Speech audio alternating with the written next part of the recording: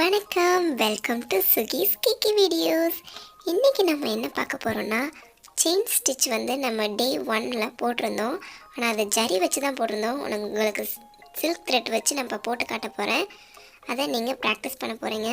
இப்போ சில்க் த்ரெட்டுக்கு நம்ம வந்து என்ன பண்ணுறோன்னா, ஜரி மாதிரி இல்லாமல் சில்க் த்ரெட்டை வந்து டபுளாக எடுத்துகிட்டு அதில் வந்து நான் ஒரு நாட் போட்டுக்கிறேன்.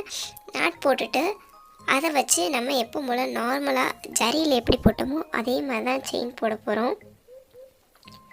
அதையே நீங்கள் திரும்ப செய்யணும், ஏன் திரும்ப வேறு அந்த இதை வந்து ஒரு ப்ராக்டிஸ் அப்படின்னு போட்டு இன்னொரு வீடியோவாக விடணும் அப்படின்னு கேட்டிங்கன்னா, நார்மலாக நமக்கு வந்து இந்த செயின் தான் வந்து முக்கியமான இம்பார்ட்டண்டான நாட். இந்த செயின் வச்சு தான் நம்ம அடுத்தடுத்து வரக்கூடிய எல்லாமே ப்ராக்டிஸ் பண்ண போகிறோம். எல்லா ஸ்டிச்சஸுமே போட போகிறோம் அப்படின்னும்போது இதை நல்லா ப்ராக்டிஸ் பண்ணிக்கணும். பாருங்கள், நான் வந்து ஜரி மாதிரி இல்லாமல் இப்போ சில்கில் வந்து இப்படி இழுத்தோம் அப்படின்னா ஜரியில் வந்து நமக்கு எந்த ஒரு ஃபேட் ஆகாது கலர் வந்து. ஆனால் சில்கில் வந்து கலர் வந்து கொஞ்சம் ஃபேட் ஆகிற மாதிரி தெரியும். ஸோ அதுக்காக நீங்கள் வந்து ஜரியை ரொம்ப தூரம் இழுத்து போடக்கூடாது. அதே நேரத்தில் நம்ம சேனலை சப்ஸ்கிரைப் பண்ணாதவங்க மறக்காமல் சப்ஸ்கிரைப் பண்ணிக்கோங்க. நான் ஏற்கனவே ஜரியில் போடும்போதே சொல்லியிருந்தேன், எவ்வளோ தூரம் வேணுமோ அவ்வளோ தூரத்துக்கு மட்டும் நீங்கள் இழுத்து போட்டுக்கோங்க அப்படின்னு சொல்லியிருந்தேன்.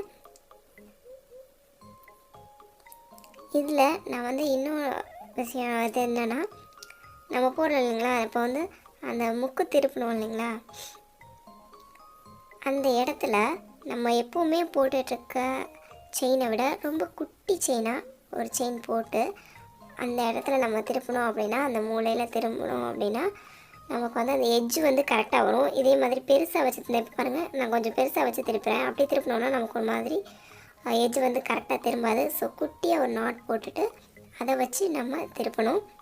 இப்படி தான் நீங்கள் வந்து ஒரு சர்க்கிள் இல்லைனா வந்து அந்த பாக்ஸ் ஷேப்லலாம் போட்டு பாருங்கன்னு சொல்லியிருந்தேன். இதுவே வந்து கொஞ்சம் நம்ம ரவுண்டாக உள்ளே வர மாதிரி போடணும். அந்த போட்டது என்னென்னா, இந்த ஏற்கனவே வந்து போட்டவங்க வந்து ப்ராக்டிஸ் பண்ண ஒரு ஸ்டூடெண்ட்டோட காட்டுறேன். ஃபுல்லாக பாருங்கள், உள்ளேருந்து ஒரு வெளிலேருந்து உள்ள அந்த மாதிரி எப்படி வேணால் போட்டுக்கலாம். ஃபஸ்ட்டு வந்து ஒரு லைன் வந்து நீங்கள் ஸ்கேல் வச்சு போட சொல்லியிருந்தீங்களா, அதை ப்ராக்டிஸ் பண்ணதுக்கப்புறம் இது வந்து ஜரி ஒரு தடவை அதுக்குள்ளேயே வந்து சில்க் த்ரெட் வச்சு போட்டு ப்ராக்டிஸ் பண்ணுங்கள். இதே வேறு டிசைன் போட்டு நீங்கள் ப்ராக்டிஸ் பண்ணலாம். ஒரு ஃப்ளார் மாதிரி அந்த எண்டு முடிகிற இடத்துல எந்த இடத்துலையுமே உங்களுக்கு வந்து என்ன பண்ணக்கூடாதுன்னா கொஞ்சம் கூட கேப் விடக்கூடாது. இது மாதிரி ப்ராக்டிஸ் பண்ணி பாருங்கள். முக்கியமாக செயின் ரொம்ப இம்பார்ட்டன்ட். மறக்காமல் நல்லா ப்ராக்டிஸ் பண்ணுங்கள்.